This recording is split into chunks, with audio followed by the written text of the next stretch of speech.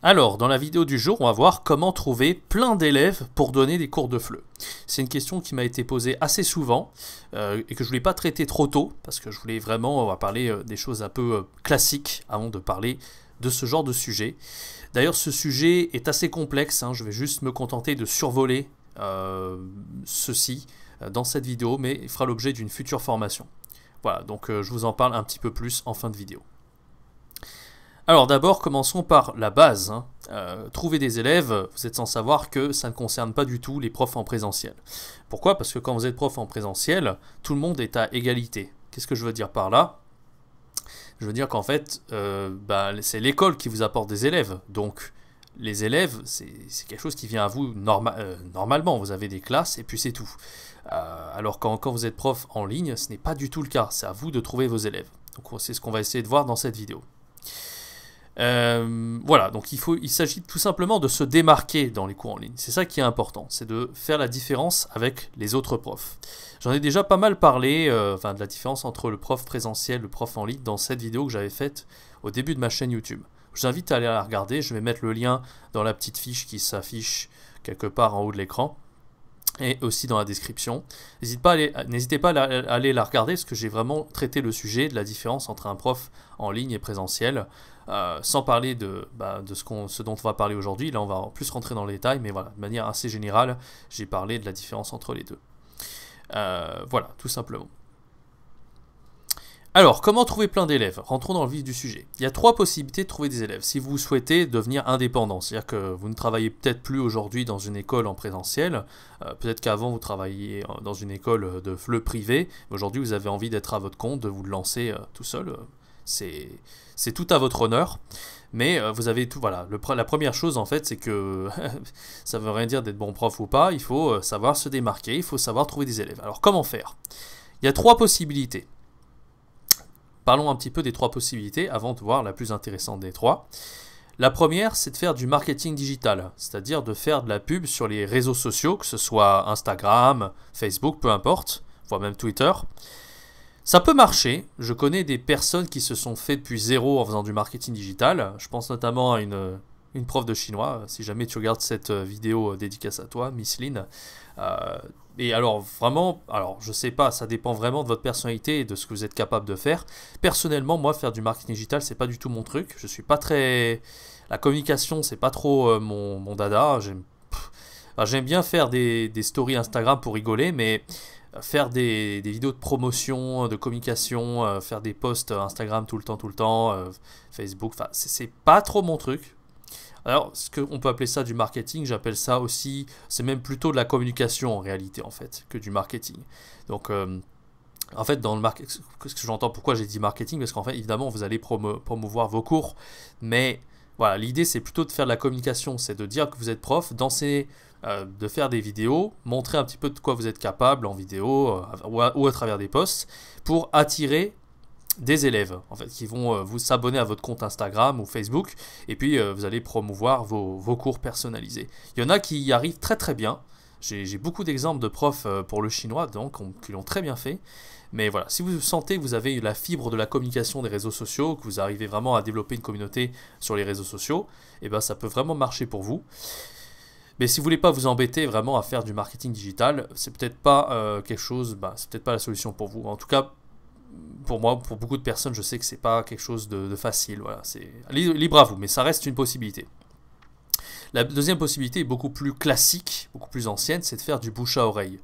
Alors bouche à oreille, c'est voilà, vous avez été prof en présentiel et puis d'un coup vous lancez à votre compte. Évidemment, peut-être que vous avez eu des anciens élèves qui ont quitté l'école depuis longtemps, et bien vous voulez leur dire bon voilà, maintenant je suis à mon compte, si tu veux, tu as bien aimé les cours en présentiel avec moi, peut-être qu'on peut continuer en solo à faire des cours particuliers, ce qui est tout à fait possible. C'est tout à fait possible de faire donc du bouche à oreille pour récupérer des élèves et vous lancer comme ça depuis zéro. Ça se fait. Alors l'inconvénient, c'est que c'est pas facile parce que souvent les profs, les élèves en présentiel, ils ont commencé, ils étaient dans des groupes avec plusieurs élèves, plusieurs profs, c'était dans une classe. Et si vous voulez le faire à votre compte, tout seul, il faut vraiment que l'élève vous ait adoré. Et puis c'est vraiment pour avoir un peu d'argent de poche, peut-être que vous aurez un ou deux élèves, mais arriver à avoir beaucoup d'élèves avec seulement le bouche à oreille, c'est une solution comme une autre, mais ça reste un petit peu insuffisant selon moi. Voilà. autant combiner bouche à oreille et marketing digital peut-être. Utiliser les deux possibilités. Alors voilà, la dernière, la plus efficace, mais vraiment là vous n'avez vraiment pas à vous embêter avec tout ce qui est communication et marketing, c'est de postuler sur une plateforme d'enseignement en ligne. Alors, les avantages d'enseigner sur une plateforme, c'est que vous n'aurez pas du tout à faire la communication et à attirer les élèves vers vous. Et je pense que c'est ce qui vous intéresse, parce que si vous êtes prof, ce qui compte pour vous, c'est d'enseigner, c'est de transmettre vos savoirs de la langue française quand vous êtes prof de FLE. C'est pas de faire de la communication, du marketing, bien que ça soit intéressant, hein, pourquoi pas, hein, mais c'est pas sur quoi vous voulez concentrer votre attention. Et j'imagine que la plupart du temps, 90%, 95% du temps, les profs, ce qu'ils veulent, c'est juste enseigner, quoi. C'est pas faire du marketing. Alors pour ça, il y a plusieurs plateformes sur lesquelles vous pouvez postuler. L'inconvénient en fait d'enseigner sur une plateforme, c'est qu'il y aura une petite commission. En général, c'est de 15%. Voilà, donc il faudra bien sûr une partie de l'argent que vous allez gagner, ça va, la plateforme va toucher cet argent et vous toucherez les 85% restants. Alors que quand vous êtes évidemment complètement à votre compte, là, vous gagnez 100% des cours que vous donnez.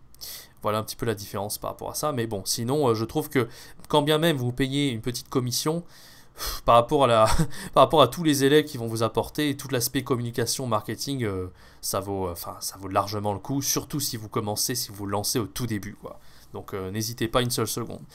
Il y a 7 types de plateformes principales. J'en ai cité quelques-unes, hein, Italki, Amazing Talker, Lingoda, Verbling, etc. Moi, je vous conseille vraiment de postuler sur Italki.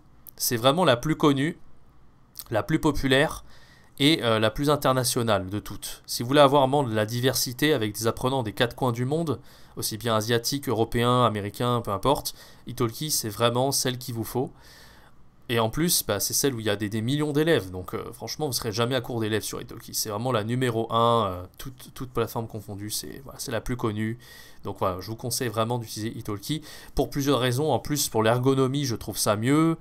Pour le vous faire payer, c'est plus rapide. Enfin, vraiment, si vous pouvez être sur Italki, n'hésitez pas. Franchement, n'hésitez pas. Foncez tout de suite sur Italki. Moi, dans ces listes de plateformes, c'est surtout Italki et Amazing Talker qui m'ont intéressé. Pourquoi? Parce que Amazing Talker, c'est une plateforme de Taïwan, et je suis à Taïwan à l'heure actuelle, donc j'avais envie d'avoir des élèves taïwanais. Ça m'intéressait beaucoup de faire partie de Amazing Talker également. Voilà, si vous êtes en Asie, Amazing Talker, ça peut être intéressant. Sinon, si vous voulez des étudiants internationaux, allez vraiment sur Italki. D'ailleurs, à ce propos, je vous recommande la vidéo d'un ami qui s'appelle Tom, qui est aussi prof de FLE et qui a fait sa carrière sur Italki. Enfin, la plupart, ça va faire 7 ans qu'il est sur Italki. Et il vous a fait une super vidéo de 20 minutes où il compare les 7 plateformes en fait, pour vous donner les avantages et les inconvénients de chacune. Voilà, donc allez la voir vraiment si vous voulez avoir une petite idée de toutes les plateformes sur lesquelles enseigner le FLE en 2021. Le FLE ou toute autre langue d'ailleurs, hein, parce que moi là ma thématique c'est sur le FLE, mais je vous avoue qu'avec ces plateformes, si vous voulez être prof d'anglais, prof d'allemand ou prof de chinois, c'est également possible. Voilà, donc il vous le dira mieux que moi, il a fait une super vidéo comparative des 7 plateformes, lien dans la description. Alors, la plateforme qui vous intéresse, comme j'ai dit, c'est Italki. Alors, très rapidement, hein, parce qu'on ne va pas s'attarder là-dessus, si je fais une formation, je vous expliquerai vraiment comment plus en détail postuler sur ces plateformes, parce que c'est une étape qui est importante, mais grosso modo c'est assez facile. Il suffit de renseigner son CV avec vos expériences professionnelles et vos diplômes. Alors au niveau des diplômes, c'est mieux quand même si vous avez une expérience dans les langues, ou dans l'enseignement du français bien évidemment, et dans les langues. Vous n'êtes pas obligé d'avoir une expérience d'enseignement du français. Si vous voulez, en fait il y a 2 types de profs sur la plateforme. Vous avez les profs tuteurs et les profs professionnels, enseignants professionnels. Si vous avez un diplôme d'enseignement du français, vous serez prof professionnel sans trop de soucis. Si vous avez par exemple un DAE FLE, un Master FLE, là il n'y a pas de souci, vous serez prof professionnel. Par contre, si vous avez un diplôme, si vous avez fait une licence de langue ou quelque chose comme ça, vous n'êtes pas professionnel d'enseignement du français, vous pouvez quand même postuler en tant que tuteur. Et je vous recommande vivement de le faire. Être tuteur sur Italki, c'est quand même une super expérience. Pour la petite anecdote, le prof que je vous ai montré avant, Tom, il a commencé comme tuteur avec une licence LEA depuis 2014, et puis petit à petit il est devenu professionnel, donc il a réussi à passer de l'autre côté en tant que prof professionnel sur la plateforme, ce qui lui a permis de gagner encore plus d'argent. Donc vous voyez, il y a vraiment possibilité, donc n'hésitez vraiment pas à commencer en tant que tuteur et à apprendre sur le tas, c'est très important. La première étape, c'est de faire une vidéo de présentation. Alors pour la vidéo de présentation, on en parlera, je vous en parlerai un petit peu après. Je vais pas, donc voilà, renseignez votre CV. Il y aura une petite vidéo de présentation à faire. Je vous en parle dans un instant. Ensuite, il faudra renseigner sur son profil votre style d'enseignement. Donc ça rejoint un petit peu ce que vous allez dire dans la vidéo, sauf que la vidéo va résumer un petit peu tout ce dont vous êtes capable de faire. Alors, enfin, ça va résumer tout simplement. Ça va être très court, alors que le profil, vous allez vraiment écrire en détail quelles sont vos compétences dans l'enseignement du FLE. Voilà, et vous allez également renseigner les langues que vous parlez. Donc c'est un énorme plus quand vous enseignez sur Italki par exemple, parce que pour mon cas personnel, je parle allemand et chinois et anglais, et j'ai pu renseigner que je parlais ces langues sur Italki. Ça va rassurer beaucoup d'apprenants, en particulier quand ils ont le niveau débutant. Si par exemple vous enseignez à des Chinois qui n'ont aucune base d'anglais, si vous parlez chinois, ben, ça sera un gros plus pour que ces élèves aient envie de réserver chez vous.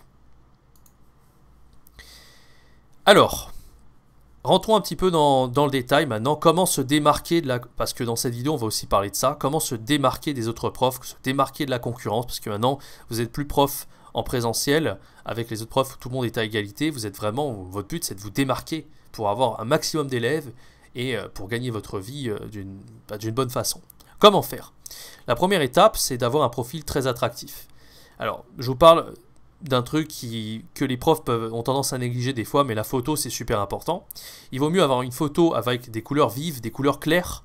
Là, je vous ai donné un exemple de photo que j'utilise pour la petite anecdote. Donc c'était une photo que j'avais prise à l'Alliance française. Vous voyez, elle était déjà bien par défaut. Si vous avez des connaissances en graphisme, en Photoshop, n'hésitez pas à vous en servir. Moi, j'ai tendance à défaut. Là, ça se voit peut-être pas, mais j'ai rajouté une petite ombre portée derrière. Voilà, donc à vous de vous en servir si vous voulez. Mais en fait, j'ai vraiment repris la photo par défaut parce que je la trouvais bien. Vous voyez, avec le petit fond rouge, ça attire le regard. Voilà, donc l'idée en fait, c'est de donner aux visiteurs envie de cliquer sur votre profil. Je vais vous montrer un peu à quoi ressemble mon profil quand on visite la liste des profs sur le site pour voir un petit peu comment j'ai pu me démarquer de la masse. Voilà, et après je vais vous montrer un autre exemple, c'est comment créer votre marque. Par exemple, si vous n'êtes pas sur Italki, certaines autres plateformes vous demandent de créer votre marque. Mais c'est intéressant parce que créer votre marque, c'est pas ce qu'ils vous demandent sur Italki, mais ça peut être vraiment une super idée pour se démarquer de la concurrence. Je monte dans un instant où je veux en venir. Alors voici, quand on recherche les profs sur Italki, voici à quoi ressemble mon profil. Enfin mon profil, c'est pas mon profil, c'est dans la recherche, en fait, la liste des profs, on tombe là-dessus en fait quand on me recherche. Alors comme vous pouvez le voir, donc on a la photo ici.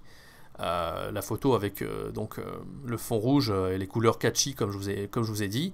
On a la vidéo de présentation ici et on a les langues que j'enseigne, français, anglais, allemand. D'ailleurs, normalement il y a chinois qui s'affiche, je sais pas trop pourquoi là il s'affiche pas, c'est pas trop normal, mais bon, c'est censé être affiché. Voilà, vous avez les prix et là dans intro vous avez la description du profil, calendrier avec les disponibilités. Voilà, ça se passe comme ça sur Italki. J'ai rajouté un petit emoji là aussi.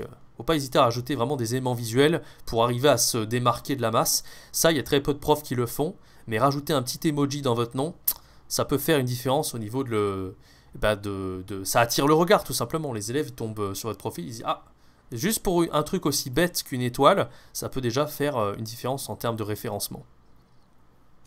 Voici par contre mon profil Amazing Talker. Alors là, c'est pour la version chinoise, parce que comme je vous l'ai dit, c'est une plateforme qui est surtout taïwanaise. Mais vous voyez que c'est assez différent. Donc là, on a la vidéo de présentation. Alors sur Amazing Talker, c'est beaucoup plus marketing que Italki. Mais c'est pour ça aussi que j'ai voulu être sur Amazing Talker. C'est pour progresser en termes du fait de se démarquer des autres profs. En fait, ça m'a appris beaucoup de choses. Déjà, sur Amazing Talker, c'est un peu comme sur YouTube. Il faut mettre une autre couverture pour votre vidéo. Vous avez vu sur la couverture Italki, c'est moi de façon brute, ce qui n'est pas super attirant. Alors que sur Amazing Talker, j'ai vraiment mis... même si c'est pas forcément joli, j'ai mis des informations sur la miniature. Comme ça, l'élève il comprend tout de suite que je vais lui enseigner le Delft d'Alf. Voilà. Et puis avec des couleurs très claires, bleues comme ça pour attirer un petit peu le regard, avec du jaune, etc. Voilà. Et l'autre chose dont je vous ai parlé, c'est la marque que vous avez. Là, comme vous pouvez voir, il n'y a pas écrit Jérémy. Sur Italki, il y a écrit Jérémy. Sur Amazing Talker, je n'ai pas écrit Jérémy du tout. J'ai vraiment écrit la marque. Enfin, en réalité, pour ne pas vous mentir, j'ai été aidé parce qu'en fait, sur Amazing Talker, vous avez un système de mentor, ce qui n'est pas du tout le cas d'Italki.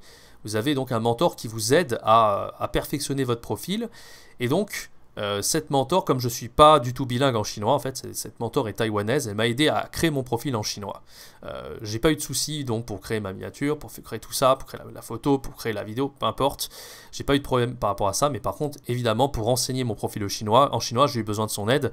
Donc voilà, j'ai pu créer ma marque en chinois. Et c'est pour ça que j'ai beaucoup d'élèves taïwanais. Donc c'est ça qui est intéressant. Par rapport à des nationalités que vous voulez enseigner, vous pouvez très bien créer votre marque, votre spécialité. La spécialité, elle est ici, c'est la marque, c'est le DelfDalf. Et c'est pour ça que j'ai beaucoup d'élèves pour le DelfDalf, parce que j'ai renseigné cette spécialité sur le site. Tout simplement. Voilà. Et là, vous avez le descriptif aussi des cours qui apparaît directement, alors que sur italki, il faut aller dans la catégorie intro pour l'avoir. Alors, donc rentrons un petit peu dans le détail. Donc je vous ai parlé de l'idée de faire une vidéo de présentation pour votre profil. Alors, l'erreur à ne pas faire, c'est de faire une vidéo trop longue. Restez vraiment minimaliste. Une petite vidéo de 1 minute, ça peut suffire largement. Ça suffit largement. Voilà, vous résumez en fait qu'est-ce que l'apprenant va apprendre avec vous. En fait, quelles compétences vous pouvez apprendre, vous pouvez enseigner à l'apprenant en 1 minute. Voilà, avec de quoi attirer votre apprenant. Ce que vous allez apporter à vos élèves. Ça, c'est très important. L'erreur fréquente, en fait, c'est de parler trop de soi. Ce que la plupart des profs font, en fait, ça, c'est l'erreur à faire. Si vous voulez ne pas vous démarquer, faites cette erreur. Parler trop de soi, c'est pas bon parce que, en fait, vous pouvez très bien vous présenter déjà dans votre profil. Par exemple, là, voilà, je parle des compétences que je vais enseigner à l'apprenant, mais sur italki, il est très bien possible aussi de renseigner qui vous êtes, qu'est-ce que vous avez fait, etc. Donc, ne faites pas doublon et ne parlez pas vraiment de ça dans votre vidéo qui dure 1 minute. Vraiment, dans votre vidéo d'1 minute, c'est l'apport. Qu'est-ce que vous allez apporter à vos élèves en termes d'enseignement. Très important aussi de parler lentement dans votre vidéo. Parce qu'il y a des élèves qui auront un niveau A0 qui vont vouloir prendre cours avec vous. Si vous parlez trop vite, ça ne va pas le faire. Niveau A0, vraiment, il faut que tout le monde puisse comprendre. Donc, évidemment, les élèves C2, ils vont vous comprendre, mais les élèves A0, il faut qu'ils puissent vous comprendre. Ceux qui n'ont jamais fait de français de leur vie, il faut qu'ils aient également envie de prendre cours avec vous. Donc, parlez vraiment lentement. Pour cette vidéo Amazing Talker, je l'ai sous-titré en chinois même.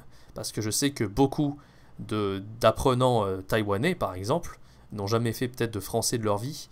Et le fait de l'avoir sous-titré en chinois et de parler lentement, les deux combinés, ça aide bien. Mais le fait de parler lentement, si un élève a un niveau A0, ça ne va pas suffire évidemment. Rajouter des sous-titres dans votre vidéo, ça va vraiment être quelque chose aussi d'important. Sur italki, je l'ai fait en anglais, parce que c'est surtout international. Alors que sur Amazing Talker, j'ai vraiment voulu rajouter des sous-titres en chinois. Voilà, donc rajouter des sous-titres, parler lentement.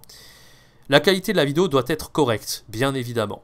Alors vous n'êtes pas obligé d'investir dans une caméra qui coûte je ne sais pas combien.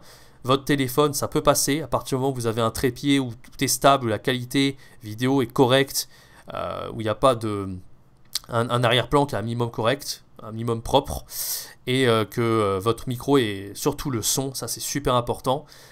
Il faut que vous ayez au moins un micro. Donc en général, vous avez un micro intégré dans les téléphones qui sont plutôt pas mal. Essayez de parler assez près du micro pour avoir une meilleure qualité sonore. Voilà, ou sinon, vous pouvez vraiment pour une vingtaine d'euros avoir un micro correct, un micro cravate, un petit micro qui fait l'affaire. Voilà, ne cherchez pas midi à 14h, vraiment un petit micro. Vraiment, j'insiste vraiment sur le son, c'est super important qu'on vous entende bien. J'ai déjà vu des profils de profs où la qualité du son était catastrophique. Et je me dis, mais comment attirer des élèves si votre vidéo est mauvaise et que le son est mauvais? Donc vraiment, la qualité vidéo, même si tout est sombre, on ne vous voit pas, bon, c'est pas terrible, mais je connais des youtubeurs qui étaient excellents, où tout était sombre dans leur appartement. Par contre, le micro était exceptionnel, enfin, ils étaient ingénieurs du son, et même si la qualité de la vidéo n'était pas géniale, ben au moins, c'était agréable à regarder. Au niveau du montage, c'est pas du tout obligatoire. Alors, à part rajouter les sous-titres, comme je l'ai fait dans cette vidéo-là, franchement, vous embêtez pas à rajouter des images, des blagues, restez vraiment simple. Pas besoin d'en rajouter, surtout si vous n'êtes pas forcément... si le montage, c'est pas quelque chose que vous connaissez vraiment. Si vous essayez de mettre du montage, vous allez peut-être faire des erreurs de montage. Ce que j'entends par erreur, c'est peut-être que ça manquera de dynamisme. Voilà, n'essayez pas de rajouter de la musique ou je sais pas quoi. Vraiment, restez extrêmement minimaliste. C'est le conseil que je préfère vous donner. Alors, maintenant, au niveau du profil, ce que je vous conseille, c'est de renseigner 1 à 2 spécialités de cours maximum. Qu'est-ce que j'entends par là? Quand je regarde souvent les profils de profs, l'erreur qu'ils font, c'est qu'ils vont enseigner 10 spécialités en fait sur leur profil. En fait, quand vous faites partie de Italki ou des plateformes, au début, quand vous êtes accepté sur la plateforme, vous pouvez rajouter les types de cours que vous voulez faire. Vous avez le choix entre la conversation, cours enfants, DELF, cours généraux. Et il y a des profs, ils se disent, bon, bah moi en présentiel, j'ai appris à tout faire. Je sais faire des enfants, je sais faire le DELF, je sais faire les cours généraux, je sais faire la conversation. Et du coup, qu'est-ce qu'ils vont faire? Ils vont commencer sur la plateforme, ils vont mettre 5, 10 spécialités de cours. Et l'élève, il va arriver sur le profil et dire, ok, qu'est-ce que je prends parmi tout ça? Parce que quand vous débutez sur la plateforme, vous n'avez pas encore donné de cours. Donc l'élève, quand il voit ça, il se dit, ben, je ne sais pas en fait, qu'est-ce que je vais choisir avec lui? Je ne sais pas quelle est sa spécialité. Donc c'est un peu, il pioche un peu au hasard et voilà. Et vous-même, vous n'êtes peut-être pas sûr, je ne sais pas. Enfin, connaissez bien un conseil que je vous donne, mais il faut vous connaître vous-même en fait et savoir quelle est votre spécialité. Qu'est-ce que vous aimez faire le plus et vous concentrer sur 1 à 2 spécialités grand maximum. Un exemple pour moi, en fait, qu'est-ce que j'ai fait quand j'ai commencé sur Italki? Je me suis concentré sur les cours de conversation et les cours généraux. C'est tout, pas plus. Cours généraux avec la grammaire, la compréhension orale, la compréhension écrite, un cours complet all-in-one si on veut, tout en un, et la conversation, c'est tout, intensif. Pas plus que ça. Au moins l'élève il savait que j'avais 2 spécialités. J'ai pas commencé à vouloir faire du DELF même si je savais le faire. J'ai pas commencé à faire les enfants même si je l'ai déjà fait dans ma vie. J'ai vraiment voulu me spécialiser sur ce que j'aimais faire et où je pensais apporter le plus de valeur, en tout cas là où je pensais être le meilleur pour mes apprenants. Plus tard, il n'y a aucun problème, vous pouvez rajouter des spécialités. Vous pouvez rajouter le DELF peut-être au bout de quelques mois, au bout de 6 mois, et que vous avez suffisamment fidélisé les élèves et que vous avez montré de quoi vous étiez capable dans les cours généraux, peut-être plus tard vous pouvez rajouter le DELF, mais au début restez vraiment minimaliste et simple. Voilà, donc fait-on tous la même chose sur la plateforme? Moi je suis pas vraiment d'accord avec ça. Il y a des profs qui disent oui mais de toute façon on fait tous la même chose alors tout le monde va mettre pareil. Au contraire, ne pensez pas comme ça. Vraiment, il ne faut pas penser comme ça, il faut vraiment essayer de vous spécialiser. Alors faites attention qu'il y ait de la demande quand même, hein. Il y a des profs, des fois ils veulent faire des cours football. Seulement cours de football pour ceux qui sont passionnés de football. Faites attention parce que le football, déjà, il faut les trouver, les apprenants qui aiment le football. Et peut-être que par erreur, vous allez en trouver un ou deux qui va prendre un cours là-dessus. Mais c'est pas dit que tout le monde soit intéressé par ça. Par contre, faire des cours de méthodologie, ça je vous avoue, ça c'est une idée que je lance là comme ça d'un coup. J'ai très peu vu faire des profs donner des cours de méthodologie sur Italki. Alors c'est tout à fait possible en vrai. Des cours de méthodologie, il y a tellement d'apprenants qui auraient besoin de ça. Comment mémoriser son vocabulaire pour pas l'oublier, comment s'organiser dans l'apprentissage des langues, je sais pas. Ça pourrait être vraiment super de faire des cours de méthodo. Mais il y a tellement de profs qui ne le font pas. Alors pourtant là, il y aurait une demande énorme. Parce que tellement d'élèves qui ont du mal, qui apprennent mais qui oublient tout ce qu'ils apprennent. Enfin bref. Alors ensuite, le premier cours est super important. Le premier cours, ça va être vraiment celui qui va vous permettre de fidéliser vos apprenants. Je ne vais pas m'attarder là-dessus, en fait, parce que c'est vraiment ça qui va faire toute la différence. Parce que si vous faites un super premier cours, l'apprenant, il vous juge sur le premier cours. Le premier cours d'essai qui va durer 30 minutes sur Italki, 25 minutes sur Amazing Talker, par exemple. Et ce premier cours que vous allez donner, c'est ce qui va faire que vous allez réussir ou non sur la plateforme par la suite. Donc si vous faites un mauvais premier cours, vous grillez vos chances, en fait. Donc vraiment très important. Mais je ne m'attarde pas là-dessus, en fait. J'en parle suffisamment dans ma formation, Les Virtuoses du Fleu en ligne. Lien dans la description si vous êtes intéressé. D'ailleurs, c'est les 2 choses les plus importantes en fait. Faire un bon premier cours et faire des cours exceptionnels. Tout ça, j'en parle dans ma formation. Sans ces 2 aspects-là, arriver à se démarquer, arriver à être populaire sur une plateforme d'enseignement en ligne, c'est quasiment pas possible en fait. Donc vous ne pouvez pas vous passer de faire un bon premier cours et de donner des cours exceptionnels par la suite. Donc encore une fois, si vous sentez que votre problème c'est donner des cours très qualitatifs et dès le premier cours, fidéliser vos apprenants, cette formation pourrait vous intéresser. Alors, sur les spécialités, je vous en ai parlé, hein, il y a même pas 2 minutes. Vous avez donc, moi j'ai mis sur Italki 2 spécialités comme je vous ai expliqué. General French Skills Improvement, je l'ai écrit en anglais, donc les cours généraux comme je vous ai dit juste avant, et les cours de conversation. C'est tout. En fait, les cours d'essai, je les ai mis. Vous voyez, j'ai pas eu beaucoup de cours d'essai d'ailleurs, hein. Les gens ils m'ont fait assez vite confiance rapidement sur Italki. Mais je vais vous expliquer en fait, j'ai même pas mis de cours d'essai sur... Enfin, j'ai même pas mis de capture d'écran de mon profil Amazing Talker par rapport aux cours. Mais sur Amazing Talker, c'est bien différent parce que la concurrence est bien plus importante que sur Italki. Enfin, je rentre pas dans les détails. Mais en fait, normalement, je vous conseille vraiment de mettre un cours d'essai avec un prix faible pour attirer les apprenants. Là, vous voyez, j'ai un prix qui est beaucoup trop élevé pour une leçon d'essai parce que j'avais j'étais suffisamment populaire sur Italki pour me le permettre. Mais en réalité, j'avais même enlevé le cours d'essai en fait. J'avais juste directement les cours les plus chers parce que je voulais avoir le moins d'apprenants possible et me concentrer à mort sur la qualité plus que la quantité. Voilà, mais vous pouvez voir que globalement, je me suis vraiment concentré sur ce cours-là, avec plus de 300 leçons. Donc je suis vraiment qualifié dans ce cours-là. Et la plupart des apprenants qui veulent progresser de manière générale en français, ils vont choisir plutôt ce cours-là. Et les apprenants qui veulent plutôt, surtout les apprenants introvertis, qui veulent vraiment progresser en conversation, plutôt choisir ce cours-là. Voilà. Alors, voyons un petit peu quelques autres détails très importants. Donc maintenant, après tout ce qu'on a vu là, je vous ai vraiment simplifié tout et résumé tout. Ce qui va être important pour augmenter sur l'algorithme du site, une fois que vous êtes sur le site, comme Italki par exemple, pour augmenter en popularité, donc dans l'algorithme du site, ce qui va être important, c'est de donner beaucoup d'heures, donner beaucoup de cours en fait, et d'augmenter votre prix au fur et à mesure. Alors voilà, le prix va être corrélé à la qualité de cours que vous faites, à tout ce que j'enseigne dans ma formation encore une fois. Voilà, donc voilà, tout ça en fait, votre succès dépend de la qualité des cours que vous donnez. Et en fait, plus vous faites d'heures et plus votre prix sera élevé, plus vous allez gagner d'argent et donc plus la plateforme va aussi gagner de l'argent parce que la commission, elle est proportionnelle à ce que vous gagnez. Donc forcément, le référencement sera beaucoup plus important parce que vous allez gagner beaucoup d'argent et vous allez rapporter beaucoup d'argent à la plateforme aussi. Donc la plateforme, si vous lui rapportez beaucoup d'argent, elle va vous mettre en avant énormément et donc vous allez avoir de plus en plus d'élèves parce que vous allez être très visible, etc. etc. Vous voyez, c'est une sorte de boucle un peu. C'est ok, j'ai beaucoup d'élèves, j'augmente mes prix, je rapporte de l'argent à moi et à la plateforme me met en avant et donc j'ai de plus en plus d'élèves. Vous voyez, ça fait une boucle comme ça. C'est comme ça qu'on se démarque et qu'on arrive à faire la différence. Le cours d'essai, j'en ai déjà parlé, donc c'est le hook, ce que j'appelle. Mettez un prix ridicule pour commencer, genre 1 $. Le but, c'est de faire des cours presque gratuits, en fait, pour attirer les étudiants. Et s'ils aiment le premier cours d'essai qui coûte rien du tout, qui coûte 1 $, derrière, ils pourront prendre des cours complets avec vous, avec des prix normaux, voire même des packs de plusieurs leçons, de 20 leçons par exemple. Donc voilà, le hook est assez important, ne le négligez pas. Au début, c'est important aussi de demander aux élèves de rajouter des commentaires. Alors vraiment, leur demander à la fin du cours, ok, si tu as aimé mon cours, n'hésite pas à me laisser un petit commentaire, oui, comme les youtubeurs font, rajoute-moi un like, abonne-toi à ma chaîne. Et ben pareil, en fait, sur les plateformes, ne pas hésiter à demander un commentaire de la part de vos élèves. Parce que plus vous allez avoir de commentaires, et plus vous allez augmenter dans l'algorithme, encore une fois. Alors, je vous conseille vraiment au début de demander des commentaires à vos élèves. À un moment donné, vous allez arrêter de leur demander, parce que ce qui compte après, ça va être des commentaires de qualité. Qu'est-ce que j'entends par commentaire de qualité ?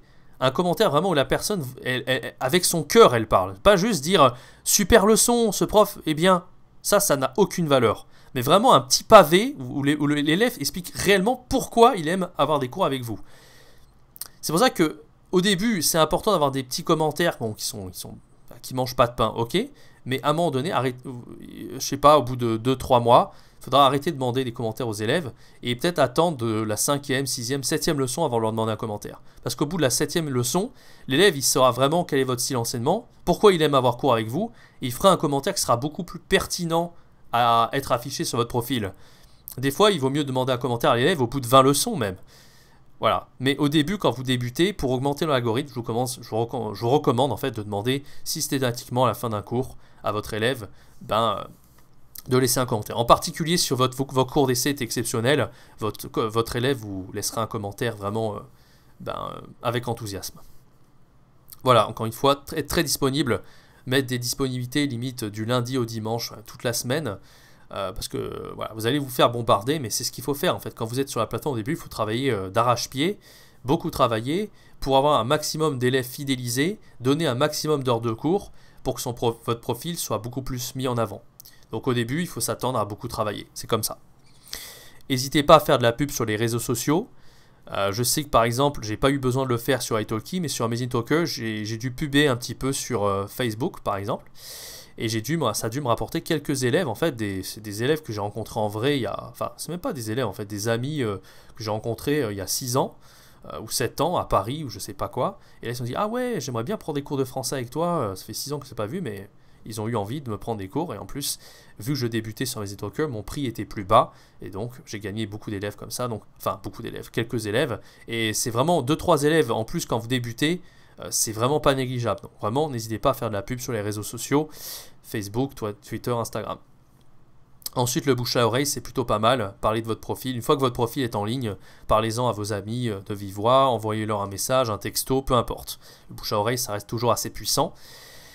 Dernier conseil, ça c'est une idée que j'avais eue, que j'ai jamais mis en place, mais ça peut être pas mal, c'est de faire des partenariats avec d'autres profs. Alors des profs qui ont déjà eu des profs qui ont déjà eu beaucoup de succès sur la plateforme. Ça peut être vraiment, vraiment excellent. Moi, j'avais eu l'idée de faire ça avec Tom, le prof dont je vous ai montré dans cette vidéo. Au début, j'avais eu l'idée de faire ça avec lui. Pourquoi? Parce qu'il avait déjà 4000 heures données sur italki et moi, j'étais à 0. Et je me suis dit, ah bah s'il a 4000 heures, il a 400 étudiants, il peut bien m'en apporter quelques-uns. Et vu qu'ils le connaissent très bien, il y a certains étudiants, il y avait eu plusieurs centaines de leçons avec lui, peut-être que ils vont lui faire une grande confiance, et moi, je vais pouvoir gagner des étudiants très intéressants, etc. Et en échange, je voulais lui faire son montage vidéo, par exemple. Donc c'est intéressant de faire des échanges de compétences avec d'autres profs qui sont peut-être très avancés sur la plateforme au début. À vous d'être créatif et de trouver un échange de compétences qui peut être intéressant à faire. Voilà, j'espère que tous ces conseils vous auront été utiles. N'hésitez pas, vraiment, si vous sentez que ces conseils vraiment vous ont vachement inspiré, mais que vous pensez que je peux vous apporter encore plus en analysant votre profil, ou vous aider. Soit je vous aide à postuler sur la plateforme, soit vous avez déjà un profil et vous pensez que je peux vous aider à améliorer votre profil, je vous propose tout simplement un coaching privé. J'ai déjà aidé une bonne dizaine de professeurs en coaching privé et on a vraiment, ils ont décollé à une vitesse, ils étaient à quelques élèves et puis maintenant ils se font bombarder, donc n'hésitez pas, le lien est dans la description. En complément de ce coaching privé, ma formation, les virtuoses du flux en ligne, je ne peux que vous la conseiller, vraiment. Comment créer des cours de qualité, c'est vraiment ce qui va faire la différence et qui va faire que vous allez pouvoir vivre votre vie en gagnant plus de 2000 € par mois. Enfin voilà, sans les cours de qualité, sans être un virtuose du flux en ligne, ça va être très compliqué. Donc ma formation pourrait vous intéresser, lien dans la description. Voilà, et si vous êtes toujours informé des vidéos que je poste, des articles et des astuces en tant que pour les adresser aux profs de FLE, je vous conseille donc de faire partie de ma liste de mails privés. Je vous donne encore le lien dans la description. Je poste presque tous les jours maintenant des articles et des vidéos pour aider les profs de FLE indépendants à gagner bien leur vie. Lien dans la description. Merci d'avoir suivi cette vidéo et je vous dis à très bientôt pour une nouvelle vidéo. C'était Jérémy. Ciao, bye bye.